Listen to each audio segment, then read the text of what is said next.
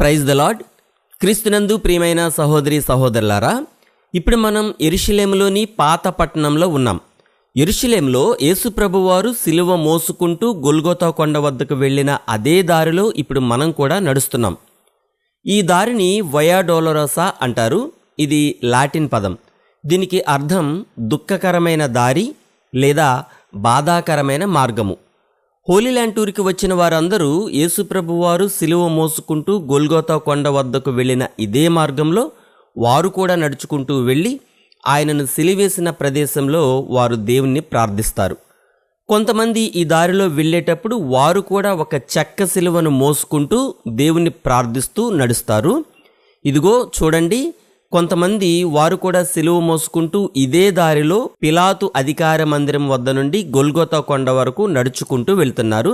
ఇలా ఈ దారిలో నడిచి వెళ్లడం 16వ శతాబ్దంలో మొదలుపెట్టారు.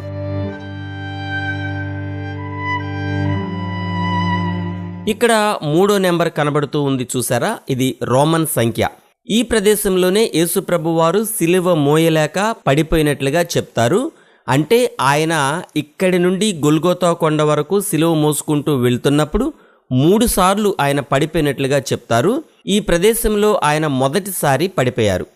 ఇక్కడ ఈ గోడ మీద ఉన్న స్టాచ్యూ చూస్తే మనకు అర్థమవుతుంది, ఆయన సిలువ మోయలేక పడిపోయినట్లుగా స్టాచ్యూ ఇక్కడ పెట్టారు.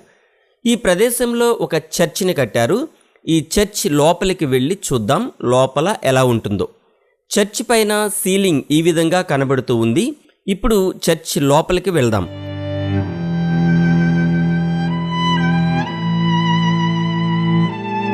ఇదిగో ఇక్కడ కూడా యేసుప్రభువారు సిలువ మోయలేక క్రిందికి పడిపోయినట్లుగా ఇక్కడ ఒక స్టాచ్యూ పెట్టారు, చూసారా? వయా డోలరోసా అనే ఈ దారిలో వెళ్లేవాళ్ళు ఈ చర్చ్ లోపలికి వచ్చి దేవుని ప్రార్థిస్తారు. ఇలా ఈ దారిలో 14 స్థలాలు ఉంటాయి. ఇదిగో పైన చూడండి, దేవదూతలు ఆయనకు ప్రార్థిస్తున్నట్లుగా, ఆయన పడిపోవడం చూసి వారు బాధపడుతున్నట్లుగా ఇక్కడ పెయింట్ చేశారు. ఈ ప్రదేశంలో కట్టబడిన చర్చ్ ఈ విధంగా ఉంది. ఇప్పటికే ఆయన దెబ్బలతో ఎంతో నొప్పి భరిస్తూ ఉన్నారు. ఆయన ఒంట్లో ఉన్న రక్తమంతా కారిపోతోంది. పైగా నిన్నటి రాత్రి నుండి ఇప్పటి వరకు ఆయనకి త్రాగడానికి కనీసం మంచినీళ్లు కూడా ఇవ్వలేదు. ఇలాంటి పరిస్థితుల్లో ఆ బరువైన సిలువ మోయలేక ఆయన ఇక్కడ పడిపోయారు. ఇప్పుడు ఆ ప్రదేశంలో మనము ఉన్నాం. ఇది 4వ ప్లేస్. ఇక్కడే యేసుప్రభువారు ఆయనను వెంబడిస్తున్న అనేక మంది గుంపులో ఆయన తల్లిని కూడా చూశారు. ఆయన తల్లి మరియా ఆయనను చూసి ఏడుస్తూ ఆయనకు కనబడింది ఇక్కడే. ఇది 4వ ప్రదేశంగా గుర్తించబడింది. ఇక్కడ కూడా ఒక చర్చిని కట్టారు. ఆ చర్చ్ లోపలికి వెళ్ళి చూద్దాం. నిజానికి ఇప్పుడు మనం ఈ దారి వెంట వెళ్తూ బయటి నుండి మాత్రమే ఈ ప్రదేశాన్ని చూసాం. ఆయన తల్లి కలిసిన ప్రదేశం ఈ లోపలే ఉంది. ఇప్పుడు అక్కడికి వెళ్ళి మనం ఆ లోపల ఆ ప్రదేశం ఎలా ఉందో చూద్దాం. ఈ దారి అంతా చాలా ఇరుకుగా ఉంటుంది. ఈ దారి అంతా షాపులు కనబడతాయి.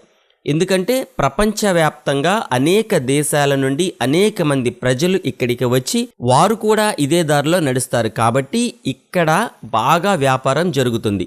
ఈ లోపల ఉన్న ఈ షాప్లో చూడండి ఎన్ని చెక్క స్టాచ్యూలు కనబడుతూ ఉన్నాయో. ఈ షాప్ లోపల నుండి వెళ్తే గాని యేసుప్రభువారు తన తల్లి మరియను కలిసిన ప్రదేశం వద్దకు వెళ్ళలేం. ఇప్పుడు మనం అక్కడికే వెళ్తూ ఉన్నాం. ఈ షాప్లో ఉన్న ఇవన్నీ చూసుకుంటూ వెళ్తూ ఉన్నాం. ఈ గోడలపై కొన్ని పెయింటింగ్స్ మనకు కనబడుతూ ఉన్నాయి. ఈ పెయింటింగ్స్ చూసుకుంటూ వెళ్తున్నాం. నిజానికి ఇలాంటి పెయింటింగ్స్ ప్రపంచం అంతా అనేక దేశాల్లో దొరుకుతాయి. ఇలాంటి పెయింటింగ్స్ మన ఇండియాలో కూడా దొరుకుతాయి. ఇదిగో ఈ గోడలపై ఉన్న పెయింటింగ్స్ని మనం చూస్తూ లోపలికి వెళ్తూ ఉన్నాం. సహజంగా హోలీల్యాండ్ టూర్కి వచ్చే వారందరూ ఈ వయా డోలరోసా అనే ఈ దారిలో నడుచుకుంటూ బయట నుండే వెళ్ళిపోతారు.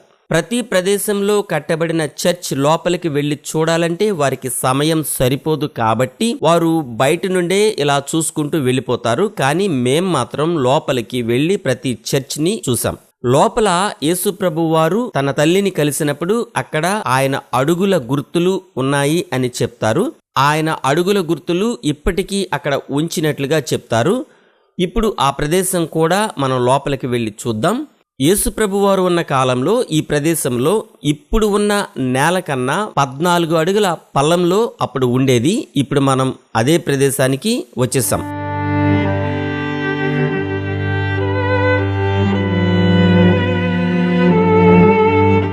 ఇక్కడ నేల కనబడుతుంది చూసారా, ఈ ఫ్లోర్ సరిగ్గా పైన ఉన్న భూభాగం కన్నా 14 అడుగుల క్రింద ఉంది. అంటే యేసుప్రభు వారి కాలంలో ఉన్న ఫ్లోర్ ఇదే.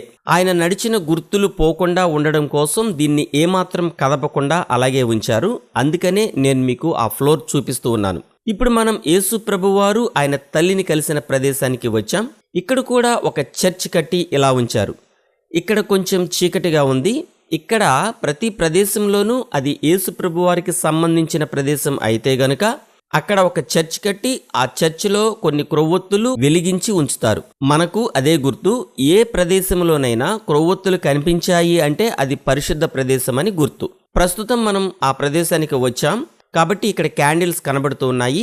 అంటే ఇది పరిశుద్ధ ప్రదేశం అని అర్థమవుతోంది కదా. ఇదిగో ఎదురుగుండా సిలువను పట్టుకున్న యేసుప్రభు వారు, ఆయన తల్లి మరియా, వారిద్దరు స్టాచ్యూని ఇక్కడ ఉంచారు.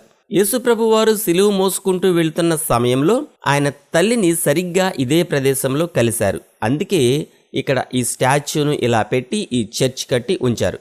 ఇక్కడికి వచ్చే వారందరూ ఈ ప్రదేశాన్ని లోపలికి వచ్చి చూడలేరు. ఎందుకంటే గైడ్లు ఈ ప్రదేశాన్ని వారికి చూపించరు. సమయం సరిపోదు కాబట్టి గైడ్లు వాళ్ళని లోపలికి తీసుకొచ్చి ఈ ప్రదేశాన్ని చూపించరు. ఏ ప్రదేశంలోనైనా అక్కడ ఏం జరిగిందో ఒక స్టాచ్యూ పెట్టి లేదా ఒక పెయింటింగ్ పెట్టి అక్కడ ఏం జరిగిందో ఒక బోర్డుపై వ్రాసి తెలియచేస్తారు. ప్రస్తుతం ఇక్కడ క్యాండిల్స్ కనబడుతున్నాయి, ఒక స్టాచ్యూ కనబడుతుంది.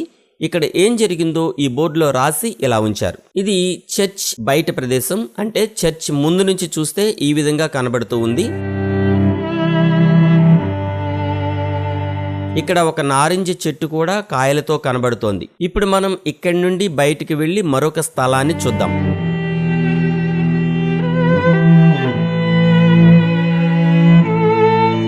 ఇక్కడ ఈ ప్రదేశం ఈ విధంగా ఉంది. ఇది యేసుప్రభు వారు సిలువ మోసుకుంటూ వెళ్లిన దారి. దీన్ని వయా డోలరోసా అని అంటారు అని ఇంతకు ముందే మీకు చెప్పాను. ఇదిగో వెళ్తూ ఉంటే ఇక్కడ చాలా షాపులు మనకు కనబడుతూ ఉన్నాయి. ఇక్కడ చూడండి, ఒక షాప్ బోర్డు ఈ విధంగా ఉంది. 4th స్టేషన్ టీ-షర్ట్స్ షాప్, వి ప్రింట్ టీ-షర్ట్స్ అనే బోర్డు కనబడుతూ ఉంది. ఈ బోర్డుపై షాప్ ఓనర్ పేరు కూడా ఉంది. మహమ్మద్ అలీ, మహమ్మద్ రాజాబీ అనే బోర్డు మనం చూస్తూ ఉన్నాం. అంటే ఇది ముస్లిమ్స్ కి సంబంధించిన షాప్ అన్నమాట. ఇలా ఈ దారి మొత్తం చాలా షాపులు ఉంటాయి. ఈ దారి మొత్తం చాలా ఇరుగ్గా ఉంటుంది.